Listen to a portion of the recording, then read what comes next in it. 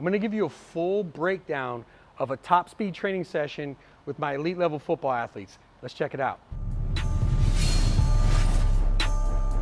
What's going on, guys? I'm Chris Barner with Overtime Athletes, and for today's video, what I want to be able to do is peel back the covers and kind of walk through how we're performing a top speed training session with more elite, advanced level athletes that I have.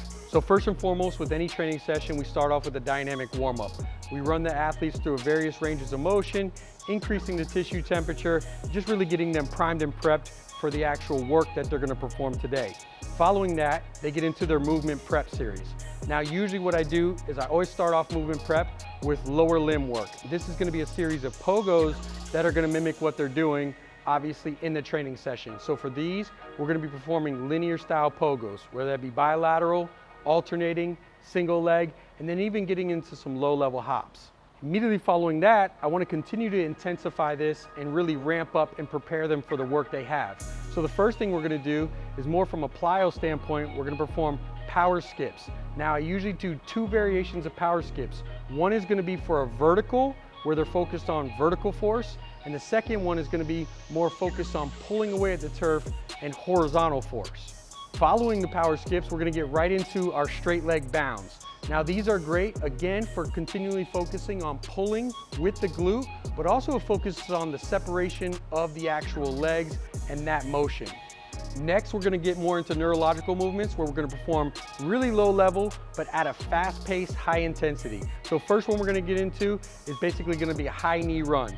The athlete is focused on flexing at the hip and rapidly driving the foot down into the ground. Next, we're going to move across the knee where we're focused on some butt kick run. Now, the big focus here is making sure that the thigh still pops forward and vertically, but also you're being able to smash that hamstring with the calf and kick your butt with your heel. Next, I pair them both together where we do a high knee butt kick run. And this is just an over-embellished high knee while making sure that the athlete is still kicking the butt. Now, these movements all together are really focused on just firing up that nervous system, again, getting them ready for the work that we're about to get into. Now, after those drills, I want to start to isolate some of the actions that they're going to perform in that leg cycle and be able to improve their movement economy. So first thing that we focus on is that recovery phase or backside mechanics, being able to triple flex rapidly. So here what we're focused on is a single leg high knee where the athlete can isolate one leg and really focus on being able to recover in triple flexion as fast as possible. Now, the next progression to that is they're going to perform a single leg step over run or a single leg cycle. Now, what this does is it's basically the same thing they just performed with the single leg high knee. However, they're going to release the hamstring to be able to step over the opposing knee, forming that single leg cycling motion. The benefit to this drill is being able to release that lower limb or extend that lower limb when the upper limb is at its highest point. So following the single leg step over run, we went ahead and performed a dead leg run.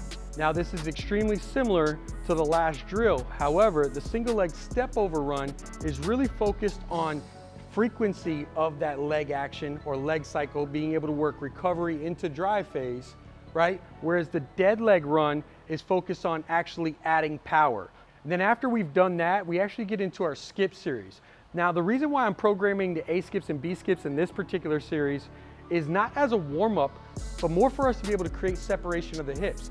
You see, I have them performing A skips and B skips with power. And really what we're focused on as one leg goes into hip hyperextension, the opposite thigh is popping and traveling forward. So you really want to synchronize those two movements together so that the athlete can continue to do that when they're sprinting down the field or court. From there, I go ahead and perform a step over run. This is where we're getting both legs involved and we're focused on turning over as rapidly as possible. So as always, after we perform a series of speed mechanical drills, really isolating those motions and trying to enhance them, we want to reintegrate that back into their normal sprint. So I have the guys perform a series of build-ups where essentially they're building up to a certain marker and they're really getting lift off, getting into that top speed or maximum velocity and letting the drills do the work. Really what's important when you're coaching maximum velocity or top speed, that you're letting the drills actually enhance the movement and you're not trying to coach them.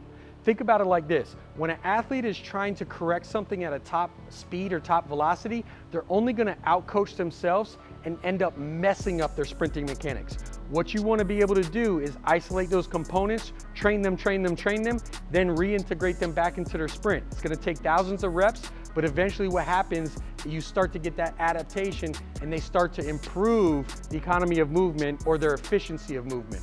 So there you have it, guys. There's a full breakdown of how we actually did. This is more towards the end of an off season for our football guys, really working that recovery to get more front side as opposed to long backside. And then from there, now we're focused on that finishing touch, which is basically swiping the ground and then integrating it back, and these guys are getting faster. Hope that helps. Hey, if you're interested in a full speed program, linear speed, go ahead and check out the link down below. I'll catch you guys next time.